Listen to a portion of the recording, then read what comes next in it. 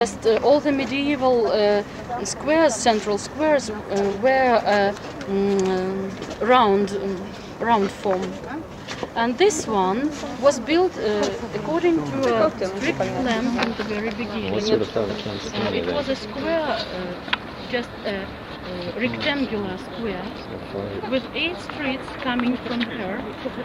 In the center was the city hall, then there were living quarters, and around living quarters there were fortifications. Fortifications were created in 1445, so in the middle of the 15th century. The city wasn't very big. The length of the walls was only a kilometer and 700 meters, and it had 18 towers in this wall. As I said before, there were 2 related walls, and there were ramparts and ditches, and there were only 4 gates, 2 big gates, Halitsa and Krakivska gate, and 2 smaller gates, Jesuit and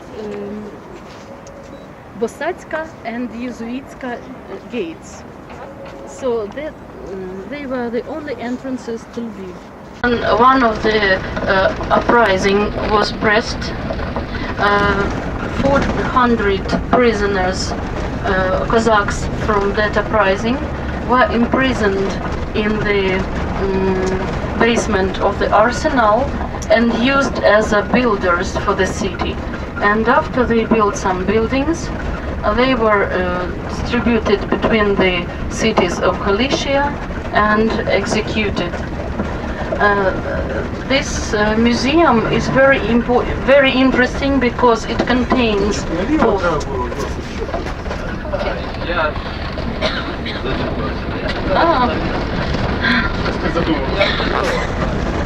cold weapons and different pistols and guns, and also it has a collection of calligraphy of different badges and orders of different epochs.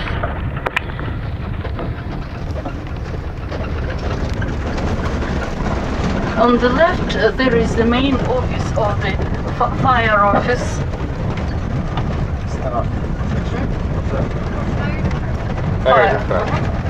Fire department. It is very old. The first fire department in Lviv.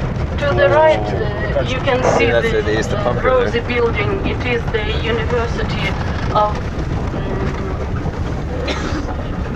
Printing.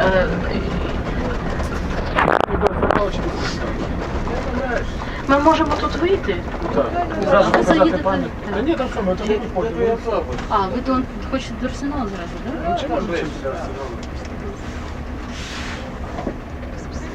To the right, you can see the Dominican monastery. You have seen from the castle. And in this monastery, in 1686, was signed the everlasting peace between Russia and Poland. And from that time, Ukraine was separated in 2 parts between Russia and Poland, and the borderline went through the river Dnieper. In this monastery also stayed Russian Tsar Peter I.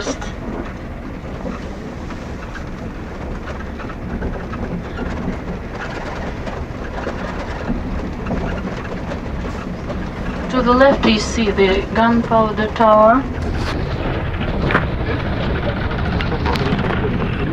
Reflection.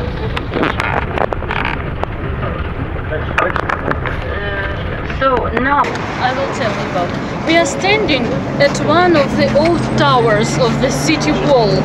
This was a city wall, and such towers, they were 18 of them, were all along the city, 60 meters one from another.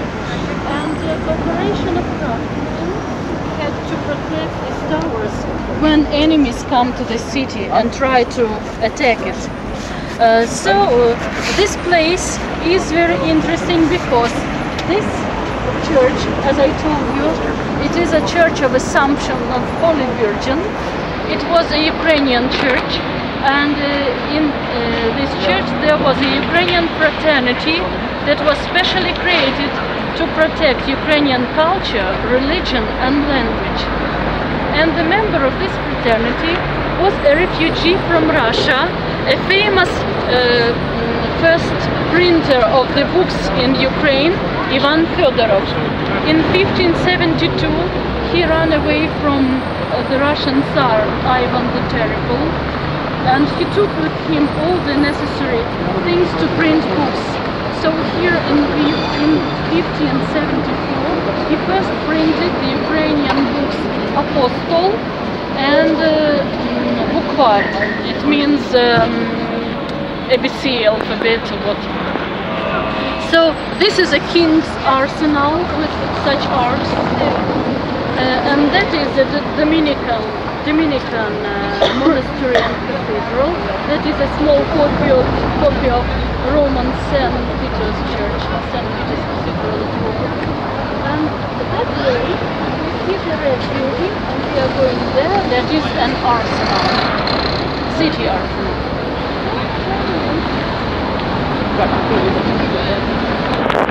Well, in Lviv, it is 2 meters wide and 2 meters high. It was the loudest. It was called Kirillo. It's the biggest tower in Ukraine? The biggest tower in Lviv. Lviv, okay. And it is the biggest bell. 2 meters wide and 2 meters high.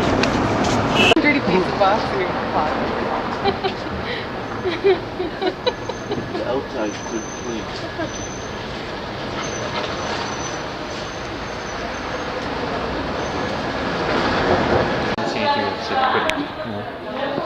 What did he say? What's the name? Rahansky. Danilo Rahansky. Yeah, Danilo Rahansky.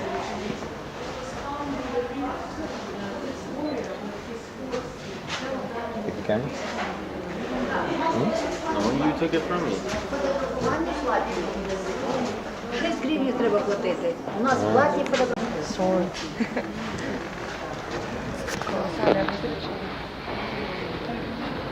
So, that way.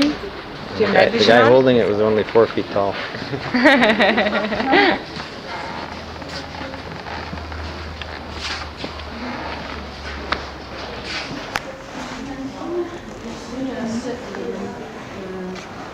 Swords that were more ceremony than for battle. And the only one maybe is for battle. And these are several caps of German caps, officers.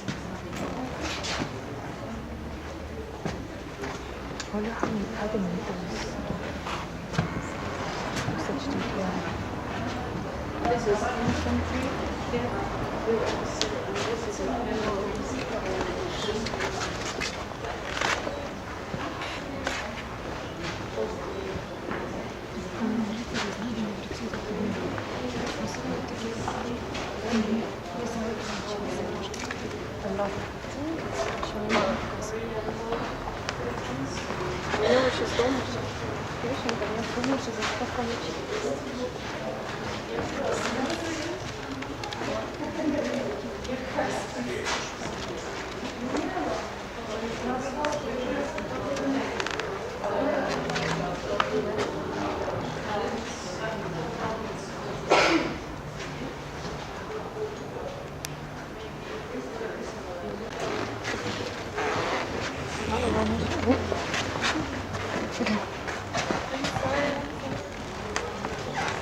Look at that through zoom.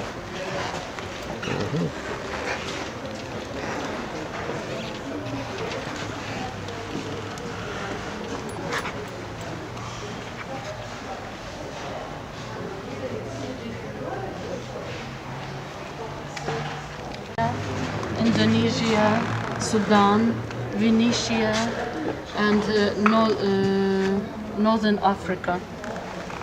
And on Caucasus there is a tradition to find out is a man married or not. If he is not married, his dagger is straight. If he is married, his dagger is like this. It's a detail of a costume and a feature to find out. Like this. Are you married? Yes. Are you married? No.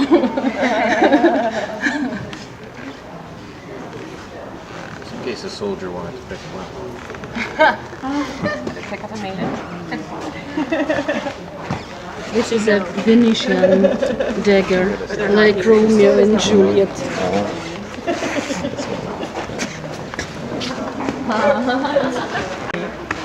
Such swords. I turned red. Szabla. This is a Polish helmet, and this is also Polish. This one is Japanese, short sword for harakiri maybe. Polish, Hungarian, Turkey, Polish, and Turkey. Beautifully decorated.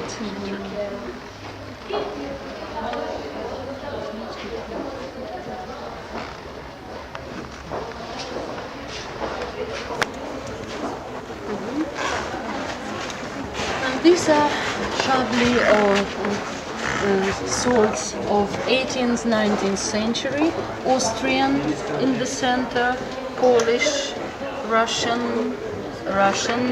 and Russian. And these are the shabla of the beginning of the 20th century, 1909. Cossacks weapon. Are you Japanese? So, you have found something amazing. You see?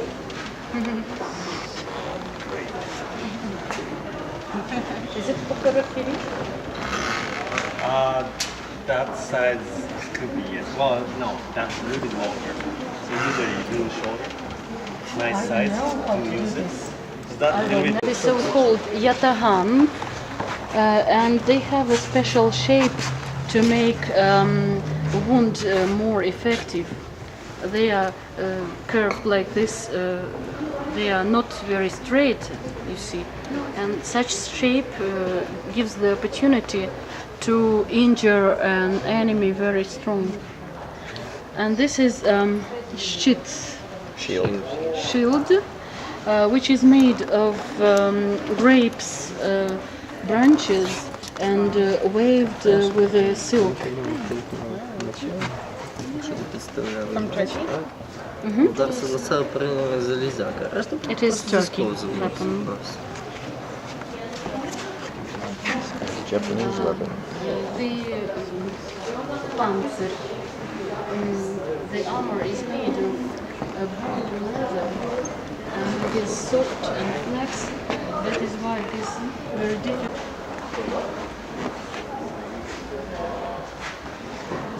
And this is from German and from Russia.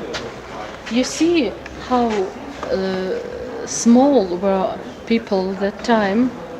In general, in the 17th century, the men were usually 1.60 meters tall, and the women were 1.40 meters tall. So they were so small.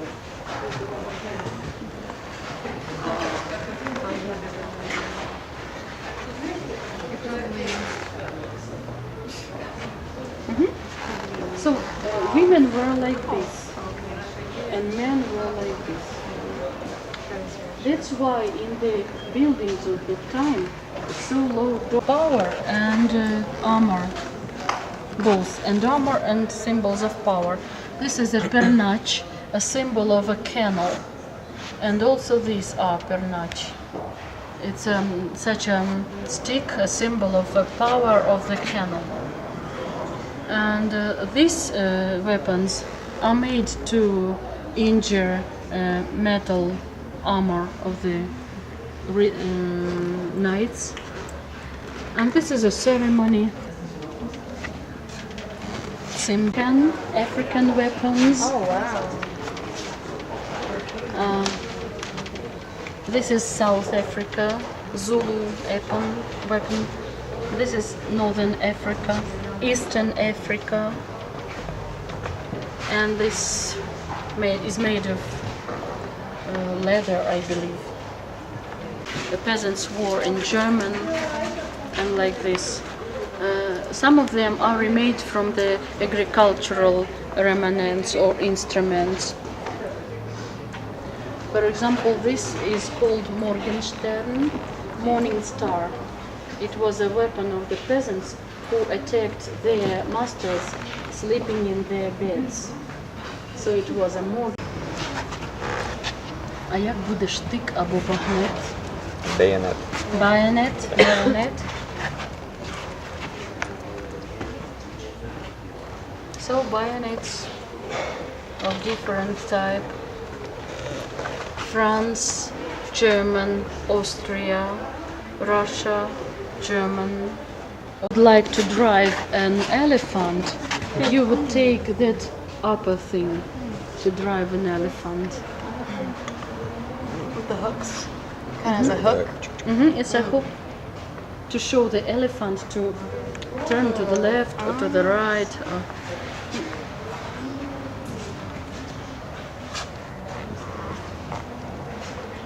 And this is the sword.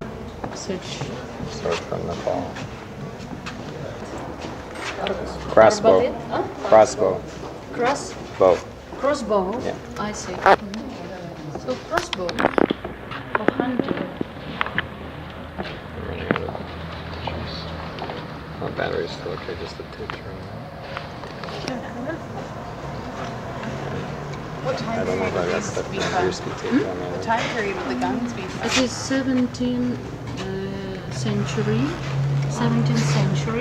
and the size of the bullet is about 15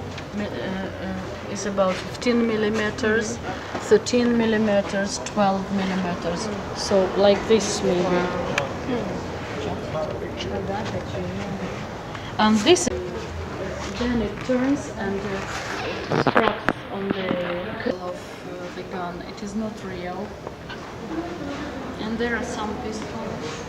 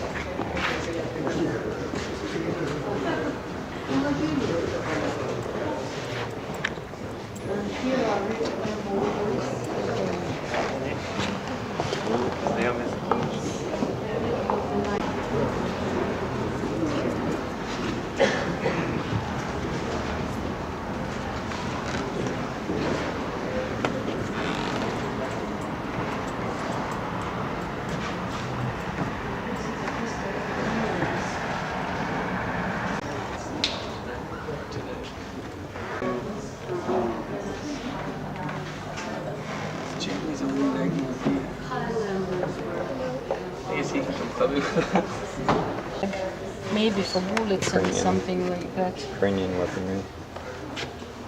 Ukrainian rebellions from Carpathian Mountains. Alexa Dovbush, if you heard.